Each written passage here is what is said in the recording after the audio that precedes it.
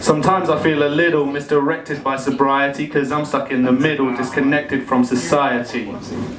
Have you ever been out for a night without drinking? Watch your mates shout and then fight without thinking? Hear them talking loud full of shite, their breath stinking. Everybody's out but the light is still blinking. I get stuck waiting in queues just to pay to be bored. And if I ain't got the right shoes, step away from the door. Bouncers be getting arsey like their place is classy. Barely polishing a turd wearing a shirt if you ask me. What's the point in dressing the part? It's sardonic. By the time you get home you're still covered in vomit. You'd think I'd have nothing to fear, a clear head, but I still end up stinking of beer and weird sweat. I get inside, it's like watching gorillas, but less subtle, horny guys from like 5 round the girls with their blue bottles of Bacardi. Is hardly a Mardi Gras, just another fat Tuesday to party hard.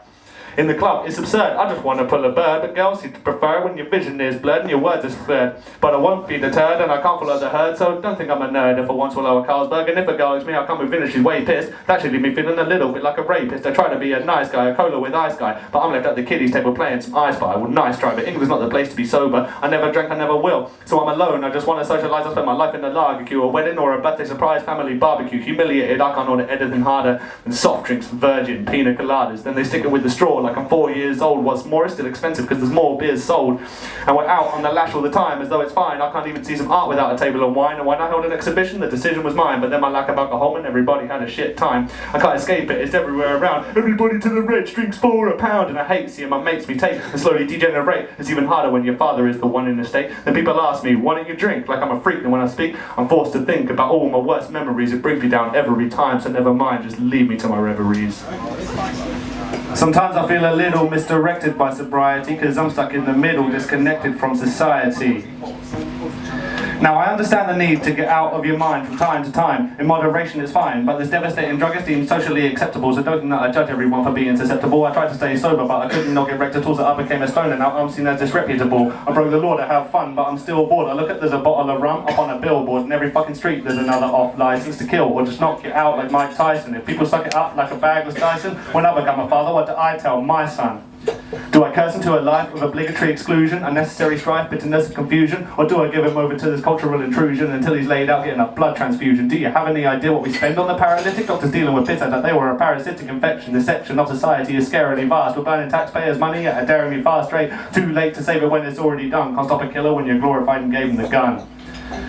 Now, unless all other drugs are made legal, booze shouldn't be. And if we hadn't built our culture on it, then it wouldn't be. We needed it to purify water, that's how we used it to start with. But it wasn't long until we confused it. We took the greatest giver of life and we abused it. In China, they were wiser, they just boiled and infused it with leaves of our beloved Camellia sinensis. And alleviate your mind from inebriated and senseless rage, as an age-old sage would say, while I just sip a cup of Lady Grey from day to day.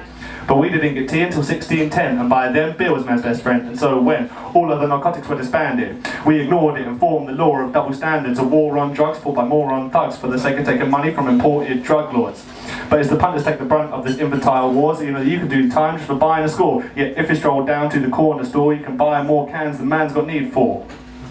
That's all I'll say about the law, because that's another situation. These are just my thoughts and my interpretation of the poison that's long since destroyed this nation and ruined the lives of me and my congregation. Now, I don't claim we're not to blame, that's not what this is about. I just don't want to fear the coppers when I want to chill out while everyone else is enjoying themselves without care. It's not fair, we're all destroying ourselves. I'm out sparking in the park, yeah, it's a terrible habit. People hark at me like I'm a fucking heroin addict. It's tragic. I see the irony of my predilection. Avoiding alcohol just found another addiction. I'm not proud of burning weed, I just have a yearning need to escape the red tape, the intolerance and grief of my dystopian perspective of the world we live in, getting wrecked till we forget about me being forgiven. I know it's bad for me, both physically and mentally, and socially, professionally, and even dentally, but if I may, I'd like to make one clear comparison, because the shit that people do while drinking beer is embarrassing. Weed never made me cheat on my girlfriend, it never drove me wild. I never drove home comatose and killed a child. It never made me make a tit of myself or piss on myself. I never pissed somebody off and then hit someone else. I've never outspoken, no throwing up and hit the floor. I've never woken up not knowing what I did before. I should be happy that I've never been hungover, but it feels kind of crappy and the only one sober, and I only face it each day. To be social, it's a lonely place to stay. A teetotal, sometimes I feel a little misdirected by sobriety, because I'm stuck in the middle, disconnected from society. And since my thinking's wavered, I've detected this anxiety. So why you're drinking flavoured antiseptic, I'll buy a tea.